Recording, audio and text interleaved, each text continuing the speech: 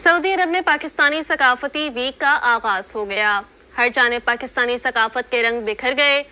Pop और folk music ने समा बांध दिया। पाकिस्तान से नामवर सिंगर्स आबदा हुसैन, नबील शौकत, रजा जिक्रिया, सलीम रफीक और दीगर ने अपनी आवाज़ का जादू जगाया। पाकिस्तानी सकाफती वीक की इफ्तिताही तकरीब को देखने के लिए हज़ारों पाकिस्तानी पहुंचे और मुख्तलिफ सरगर्मियों से महफूज हुए। सऊदी जनरल इंटरटेनमेंट अथॉरिटी की मुशीर नौशीन वसीम का कहना था कि गुज़िश्ता साल की तरह पाकिस्तानी सकाफती वीक का एहतमाम किया गया और जिस तरह पहले रोज़ हज़ारों पाकिस्तानियों ने शिरकत की है।